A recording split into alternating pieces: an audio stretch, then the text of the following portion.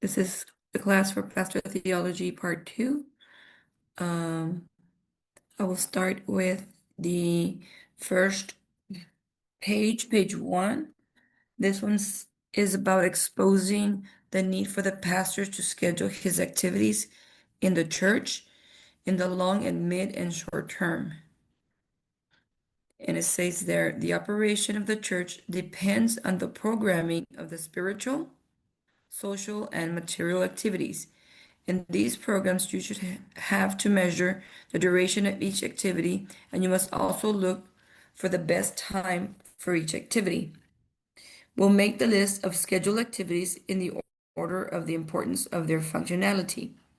For example, and you can also see there, it's breaking it up between long-term, mid-term, and short terms. Of course, we also apply this in our church, different things that are occurring currently. Like right now, we're having, conferences, we're having, your typical everyday, not every day, I'm sorry, every Sunday, Wednesdays, church gatherings. Then you have your long terms, like what it says there. If you can continue reading, evangelistic work, campaigns with different purposes. So, like we're having already one coming up, visits to home that is continuing on, regardless of the time frame. It just keeps on going every Thursday. It's a long-term outcome. Then you have your announcements on the radio, your vigils, which is every first Friday of every month, Christian education seminars like we're doing. So it's a long-term vision that the pastor and the church leaders have contributed to say, you know what, let's continue this. It's working, it's getting along, and it's continuing to be, progress. So it's a long-term activities. Uh, it's a functioning of the church in a long process. Uh, the evangelistic work, going out to the parks, evangelizing people, going out there to the homes, hospitals, things like that are long term. It's the vision that the pastor, as well as the leaders, like I said, continue, every single month, every single year. It's just an ongoing uh, activities that the church provides for the congregation. Then we have there are activities in the midterm, baptism, fellowship, um, announcements on the radio. I'm sorry, fellowship, work, and business meetings. This is a this is something like it's short term, but it's a progress, like I said. Okay.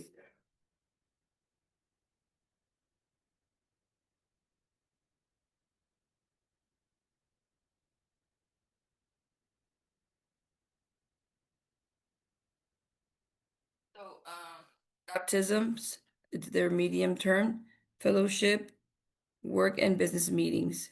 These are medium term. These are where the congregation, as well as leaders and the pastor, they put in plan to get people baptized, and the fellowship, as well as the business meetings. Oh, hi, Victor. How you doing? Hello, sister. Already got back from work? Yes, I just got here, so Understandable. sorry about that. No, no, no, no apologies, no apologies. Basically, do you have your book? Yes, I am opening it right now. Okay. I went ahead and I just started with the first page. Is exposure of the pastor's schedule and his activities in the church, between the long term, midterm, and short term of activities that's going on within the church. And anytime you have any questions, just go free and ask. The list of scheduled activities in the order of the importance are as follows, and then I'm reading the first page. I mentioned the first one already, but I'll just go over with it real quick. It's basically a long term what the church has in plan, as a long term. For example, your evangelistic work, campaigns, visits, homes. This is ongoing, and like there's not like, okay, we're gonna stop only, let's say, just for a month or two. Now, this is ongoing. The visit to homes, announcements on the radio, vigil, the Christians Education Seminar, the seminario is like ongoing. There's no, unless pastor, decides to like want to stop it, but this is something going like for years, right? Since I've been in the church for a couple of years, it's a long goal, it's a long term. So those are the type of activities that the church provides to the congregation as well to other people that are coming in, and it's a long term. Now, then you have your medium terms, your baptism, your fellowships, and your work and business meetings. And then there are your short terms activities, your church services, prayer meetings, Bible studies, discipleship. Any questions on those so far? They're pretty explanatory. It's just the duration of the time that is being inputted. Sister, Yeah. Mhm. I was gonna ask, I don't know if I got the right book. I'm on, or maybe I'm not seeing the right thing. I'm on Pastoral Theology I. Is it one or two? I'm on one. They sent me one. But you're in second year, so you should have the second one. Mm, no, they only sent me number one. Okay, because this is for part two. You already took part one, didn't you? No, I don't think I've taken this class, sister. Pastoral Theology I. Okay, let me double check because for some reason, I thought it was the second part for you. Hold on. Mm,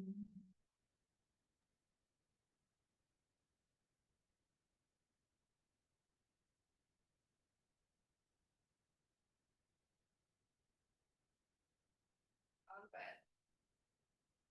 That's the wrong book.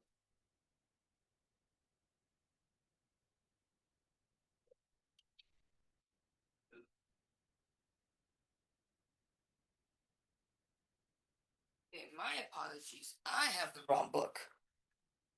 This is the first time you're taking this class. I was like, wait a minute. You're taking this one until next year. Oh, okay. Yeah, the one they emailed me, it says class for December and January is Pastoral Theology I. One. That's the only Okay. one I have. Okay, then I was wrong. Sorry, I apologize for that. That's Okay, so fine. you haven't missed anything then. Okay, great. Thank you for that correction because I was like, I was going on the road. I was like, whoa, cool. But now it's a lot of it has to do with the theology of being a pastor. So if you look at your book, I mean, I don't see you can scroll through it, right? Since you have it on online. There's only a couple of pages. I think it's like, let me see, one, two, three, four, five, six, seven. There's usually like nine or like they're very short. They're very short. There's just I have 9 pages. Same. Okay. I mean this course is gonna run all the way to January. Um we'll still have not the following Tuesday. We're having the Christmas dinner.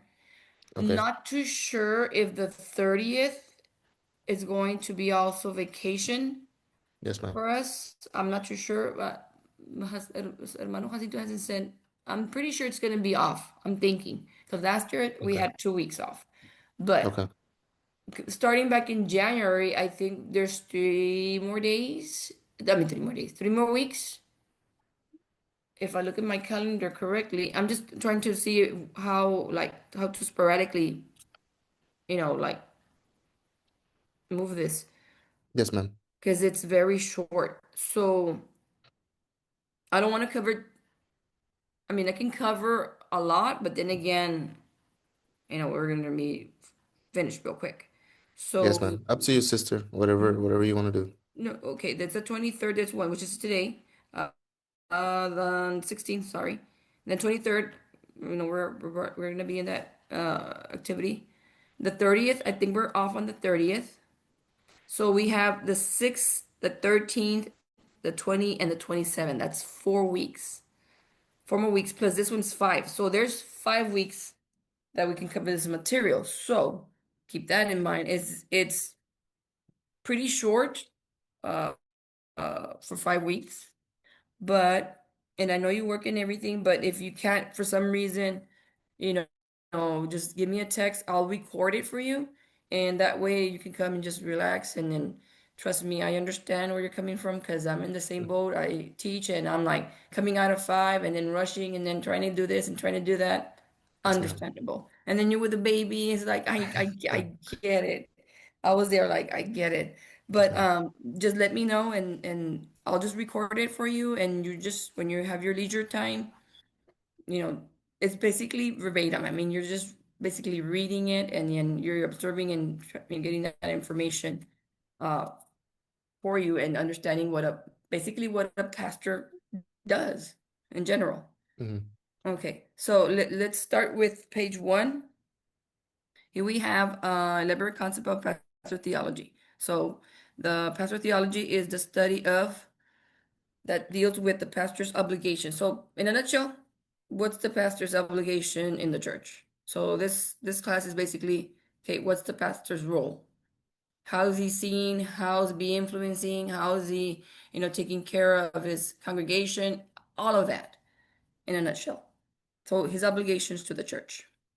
And it says here on the book, it says obligation to the church, he shepherds, and the church obligations to the pastor with regards of obligations of the church. It is the pastor who has to teach, right there, he has to teach the church to know those obligations. In other words, you know how they say you is what you preach and you preach, you practice, and so forth. Well, that's basically in a nutshell. It's like what you see in the pastor is like that's that's what you need to see in a pastor. Responsibility, taking care of the flock, handling finances, meeting, etc., etc. So we're going to cover all of that. The second part covers a little bit more in detail as far as for like the time that I was explaining before when we got the wrong book, how to break those times for the pastor. But this, in a nutshell, is like all the obligations, what he has to do as far as for, being a pastor, right? And then it says the importance of pastoral theology. Pastoral theology is important because it helps the pastor in the performance of his ministry in the church, and also helps believers develop the spiritual life and their ministry in the congregations. And so far, everything's clear. Okay. So the most important thing is that he is in the performance of his ministry. Okay, how is he seen upon the congregation? Is he responsible? Is he sluggish? Is he, motivating, etc., etc., etc.? Okay, define the branches of pathotheology. Pathotheology is hold on, is one of the eight branches. So just remember there's eight branches of systemic theology. You can say it's general theology.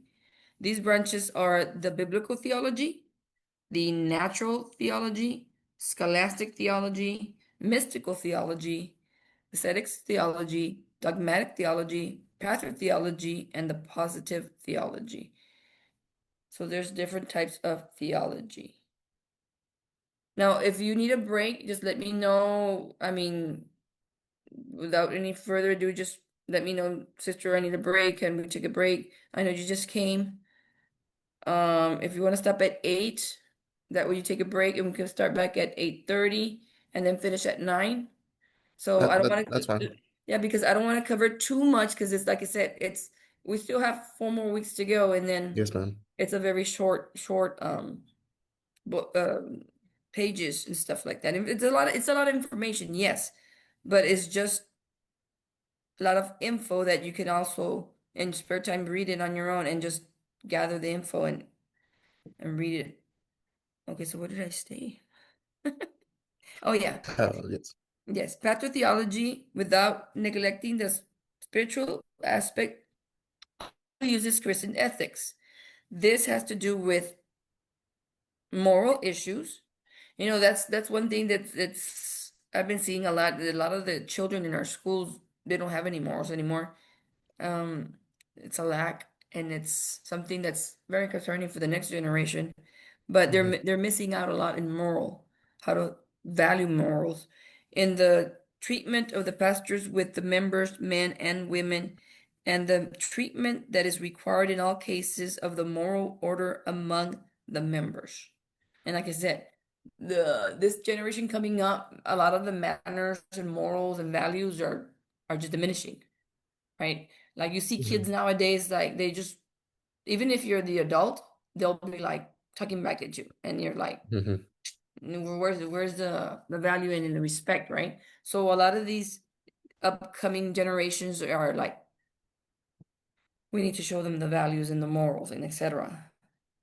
And we are the light out there. Um, Pastoral theology also is a branch. Pastoral theology helps the pastor to understand people's behavior. So every time you see your pastor, trust me, he sees and he knows. Now, he's not going to know like full blue detail, like, oh, he knows what you're going through, but he sees your attitude, he sees your facial expressions, he sees your gestures, even though we're like 200 and some odd of members, but he tends to look out for the ones either they don't show up or they're having issues or concerns, and he studies your behaviors. Like, I'm not saying specifically on you, right? I'm just saying as a Right. general, right? So Mhm. that is one of his responsibilities, is to take care of his flock. As a good shepherd, I'm sure you're familiar with, shepherds and Right. sheep and bless you, and animals, right? They have to take care of the flock. So they know when a flock is sick, when it's hurt, when it becomes, hungry or distressed or stuff like that. The pastors out there in the actual field, in the pasture, they actually know when, okay, if it's a cry of hunger, if it's a cry of, anxiety or something's going on, they're going to know, because they have to do is observe how they're either walking or how they're, feeling, and they're expressing themselves. So the same thing goes with the pastor. The pastor is, one thing that he does is observes the flock, in other words, the congregation. So, logic, it's another branch of the present theology, since they required in all cases in which must be restored correctly. Excuse me. Okay, so we here they have the define the field of pastoral theology. Okay, so here we're going a little bit more into depth, like, because it mentioned several ones, like 8 branches, but now it's going to go definitely into pastoral theology. So far, so good. Everything's Yes, ma'am. clear. Okay. The field of pastoral theology is the congregation that is pastored, which is, there's a pastor and then he has this congregation. He pastors. Um, it intervenes in the different aspects of the framework, spiritual, more, no, right here is spiritual, moral, material, social, educational, and organizational. Those are the framework that the pastor needs to see or do, or get people or congregation involved. How to get them spiritually involved, morally involved, socially involved, educational involved, and organizational involved. Like the seminary, right? He promotes the seminar. Okay, let's get more people in. That's promoting. You get them into the educational aspect. Then you have your social, where we have all these like gatherings, like the Christmas gatherings, and the garage sales, all those things socially, right? So we can convene together, right? Then we have your spiritual, they have the vigil, and then we can go over there and pray, and then you have your devotionals and things like that. Get them involved in different aspects of the framework of being. The pastor needs to make sure that the congregation is getting enough of everything that needs for them to grow spiritually, morally, educationally, socially, and or make it into an organization and become more involved with the community coming in, and becoming more involved with the church, and the church as well as for the community. So it intervenes, to get more people involved, and just educate them, make more them involved. There's like, well, I don't have nothing to give. I don't know what to do. There's a lot of things to do in the church. Because it's not Mhm. only like, okay, oh, well, it's all because she's a teacher, oh, because he's a pastor, oh, because... No, there's also other things, You can promote, you can be in the radio, you can be in the drama, you can be in the and the worship team. There are just so many things out there that people can get involved in. Um, so here we have it also intervenes in the vision, planning, and programming of the different activities. Like when I started going into the church, I wasn't familiar with a lot of these things now until I see it and I actually read it. It's like, oh, okay, now I know. It's a vision that the pastor has, and he shares it with his leaders, and the leader shares it with the members, and so forth. And it trickles down, right? It trickles down. So they have to do the planning every year. They have to program things, and then they can't like gonna say they have to be aware like who's doing what at what day or what time of the month. Like say it's is it the youth, is it the men's, is it the women's hosting this, hosting that. So a lot of planning has to be involved in getting like the organizational like everything formed for the programming of the different activities that's occurring. And I don't know if you ever heard them say, well, I don't have my calendar, or even the pastor, right? Oh, I don't have my calendar because they plan everything. Right. Like they try to plan like the activities, like the people that are coming in, to preach, things like that. It's a lot.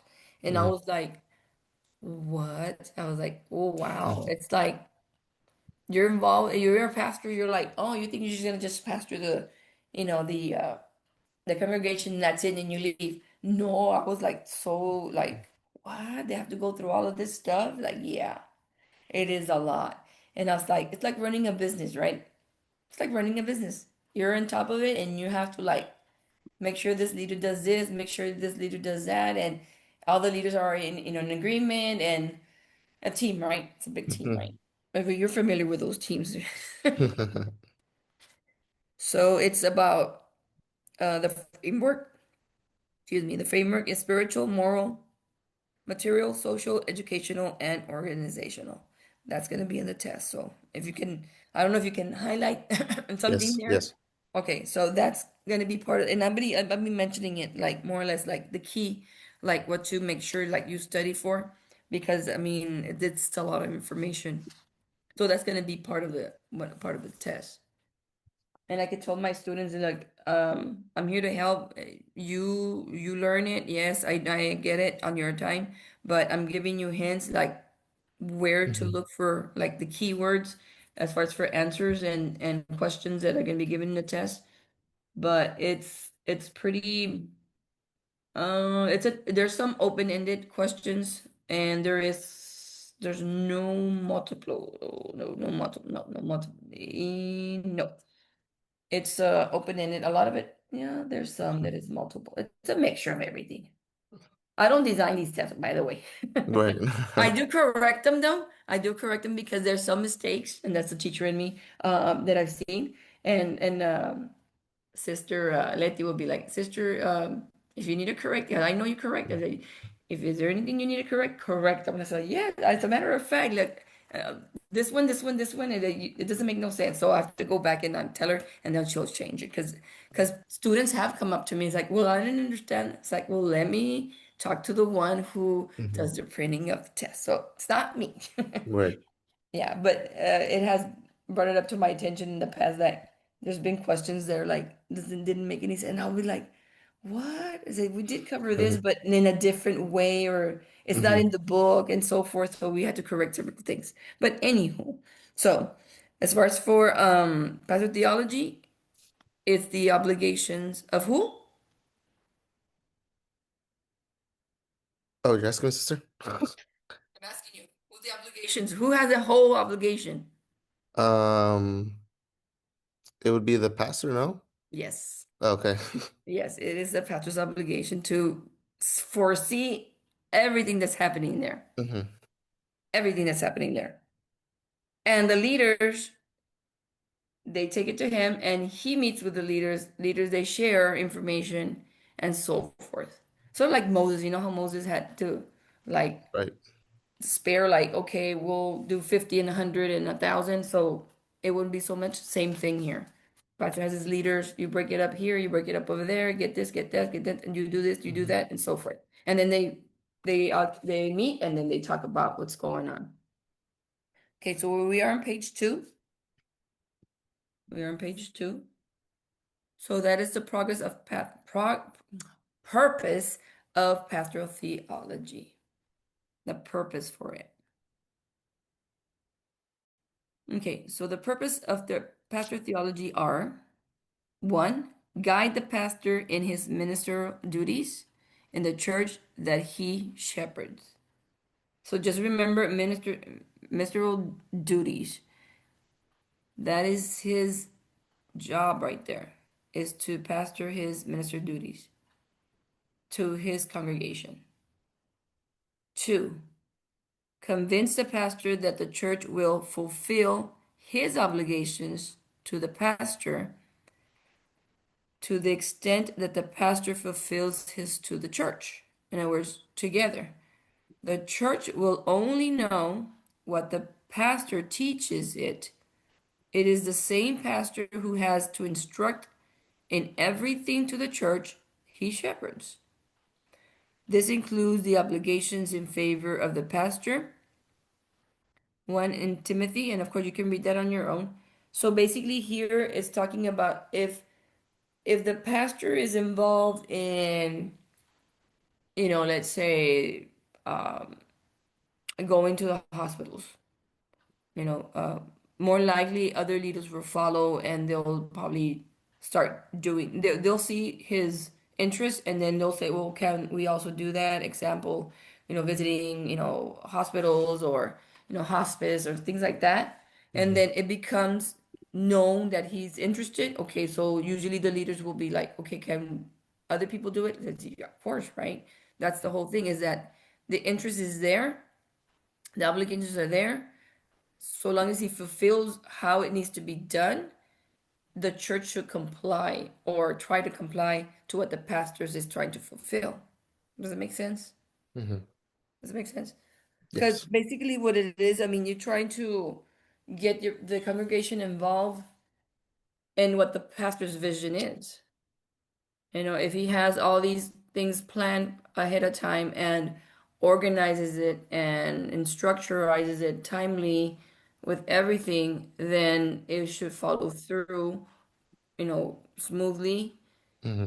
within time, within, space, because sometimes, they overlap and then you go, well, no, we had this, it was our turn or whatever, right? So they have to be, you know, planned.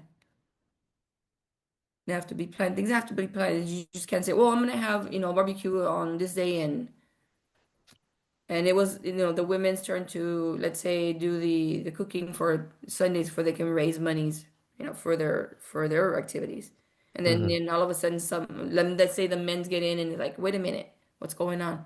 So they usually take it upon the church. The pastor's like, "Wait a minute, according to the calendar, there shouldn't be no overlaps. In other Right. words, there shouldn't be." But it has happened before where that had happened like once or twice, and I'm like, okay, whose fault was it? The pastor. And I know it's overwhelming, like, but I'm not gonna say it's your fault. No, no. Hmm. It's we understand, and it's part of it being human, right? We all make little mistakes here and there, but they have to be very careful where they plan things here. Okay, so basically, obligations, obligations, obligations. Okay, then we have express a clear and broad concept of ministry. Pastor needs to know the word, right? The pastor needs to know history. Where is it coming from? The pastor needs to know compassion, needs to know ethics, needs to know theology, needs to know moral, needs to know all these concepts that in place of what is a pastor. A lot of people say, well, a pastor is the one that leads the flock. Okay, not only leads, but makes the example for the rest of the flock to follow. Hmm. And that is not just, it's not a simple thing. You see, oh, okay, well, he has, his head up high and he's doing this and this and that, and he doesn't get tired. Ah, yes, he does. Does he have problems? Yes, he does. Does he go through situations, hardships, and whatever? Yes, he does. So it's a lot. And when I see them, I'm like, wow, the strength to have like to lead almost 300, 400 people is like, wow. Hmm. That's to me, I can do my two boys here. It's like I'm like, whoa, much more 400, 500 people. Right. Mm, okay. So we stayed, where do we stay? Okay. I don't know if you want to take a break. It's already 8:05. I know you're coming in tired. We can, sister, if you want, we can take a break, a little one. Sure, sure. You want to be back at 8:30? That's fine. 8:30 works. Okay. That sounds great, Victor. Sounds good, sister. Ándale.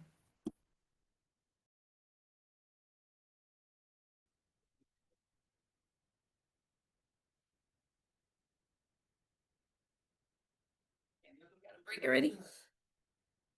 I'm ready, sister. Sorry about that. No, that's okay. Okay, so we stayed in express a clear and broad concept of ministry. I think we'll just finish this page, Victor, on page 2, and then we can continue as soon as we know when will be the next class. I'm thinking probably until January. I'm thinking. I could be wrong, but we'll take it as it goes. So we'll finish page 2, and we still have some, we have plenty of time to finish the rest. Yes, ma'am. Okay. So, express a clear and broad concept of ministry. We did that part already, correct? Yes. So, difference between profession, vocation, and ministerial. Actually, that one, not yet, sister. Express a clear and broad concept of ministry. Oh, okay. I'm Not that sorry. one yet. Okay. So, ministry is derived from ministering. Ministering means serving. The minister is a servant of God, not of the pastor, of God, in favor of people, especially those who are under our care. The ministry is a service.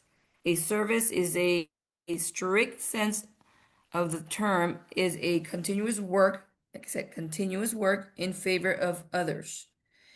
It is a job that is done selflessly, but with a lot of enthusiasm and dedication. And then, of course, you have First Corinthians and all the other verses there you can read on your time. So basically, as a minister, because you're serving, you're a servant. And then, of course, the pastor can help you in becoming a servant, but the one who puts you there is God, and it's a continuous process. Um, like in my case, I started with going to church first, and everything was new to me. Started in, with the children, help the sisters with the children, helping counseling with the children. Just got myself a little bit, but I wasn't aware of the foundation of like theology, of the aspect of becoming a full blown like what I'm doing right now. It's like teaching, right? It's totally different. So Mhm. it took a while before I embedded myself into the ministry. So now it's like, okay, now it's like, now it's preaching, now it's, teaching, now it's serving, now it's helping. So it's an ongoing. It's just up there. It keeps on going. So what is it? It's clear, broad concept of ministry. So it's a service. It's like when we do our service to our, teammates, to our colleagues, to the education out there in the field. It's it's part of what you do. Okay, then you have the difference between profession, vocation, and ministerial appeal.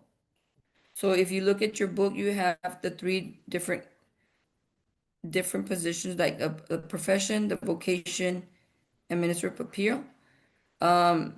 Profession, if you can, you're following there, right? So it can be said it's a qualification and authorized occupation carried out by a person who, in addition, is reviewing a preparation or practice, has achieved skilled and extremity through the practice of principles and technique, as well as the methodology of the profession. So and then you have vocation. Vocation is the inclination that motivates and drives a person to perform functions and roles that satisfy him or her, that pleases him or her, and he or she does it with enthusiasm and dedication. In addition to enjoying them, he develops innate skills in the realization of the occupation. If a person prepares for a profession for which he or she has a vocation, he can be a true professional who knows and feels what he or she does. And then you have your ministerial appeal. It's a spiritual inclination that motivates and drives the person to carry out activities with spiritual objectives and with external purposes. God as a creator of human beings and equip each one to work with one or more specific areas. The same God who has equipped us has also called everyone who wants to do his will to serve him according to the equipment of their vocation. And there you can see Matthew 4:21, 22, and the rest of those verses you can read that goes back into the ministerial appeal. Mhm. So so a lot of this has to do with your profession, vocation, and ministerial appeal. Like in my case, when I started teaching, that's my profession, but it also includes my vocation because it's something that I know how to do. And then my ministerial, so I can say I have all three appeals because it's part of my teaching profession. Then it's part of my vocation, which I like. And then in my ministerial, because it involves both things into one. So a lot of people are like, well, I have a vocation, but I don't have the profession, which is okay. Mhm. You don't have to have all three. I mean, so long as you have a vocation that you're interested in a thing that you're interested in doing. Sometimes people have both, and some people have all three. Mhm. It doesn't mean that you're superior to the other one. No, it just that means that, you apply yourself something that you got in the field of vocation first. Say, you know what, I like to do this with people. So I went to school to make it into profession. So now I can go to the church and serve people in through all those areas. So a lot of it has to do with, service, and it goes back to the service, right? So everything deals with becoming involved with the service and for God. Because it says here he will his will to serve him. So all in a nutshell is to serve. So like in our case, like we're professionals, we serve the community. But it's Mhm. also vocation because something that you like doing. But then now you're becoming educated in the minister work, so you can also maybe apply that to your vocation and to your profession. Of course, you have to be careful, right, how you apply it, right? Because some people can be, you know, a little bit, there with a religion. But I've gotten where I've worked with colleagues, they're teachers and stuff, that I talk about, God and making choices and things like. So I'm using what I know into my profession, Mhm. so it becomes all in one. Okay.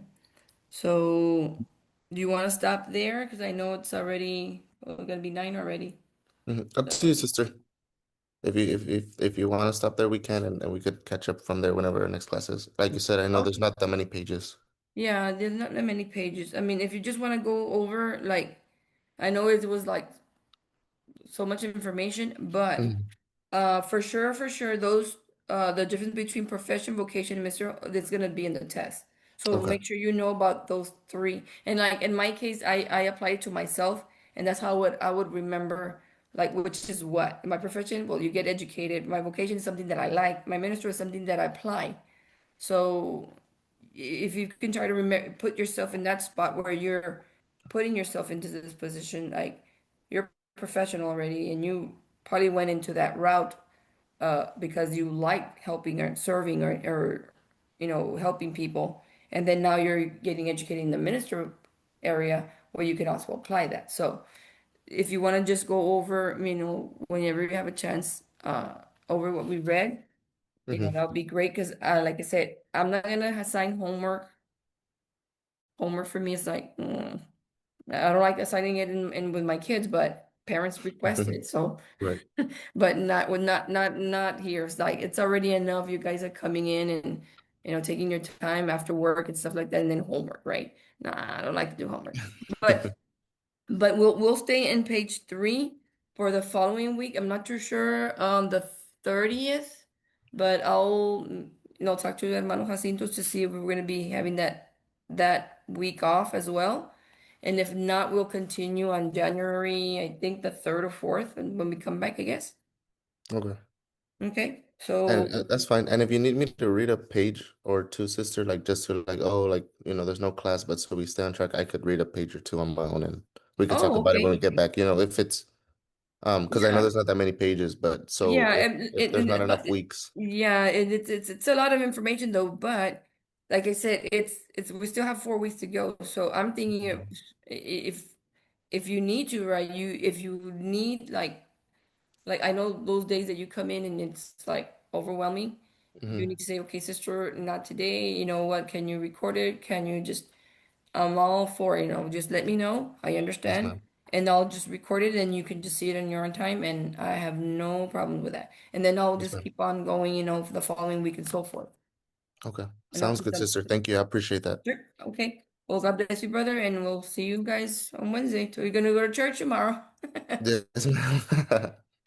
We'll see you then. Yes, ma'am. God We'll see bless you. you. God bless God you. bless you. Bye-bye. Bye.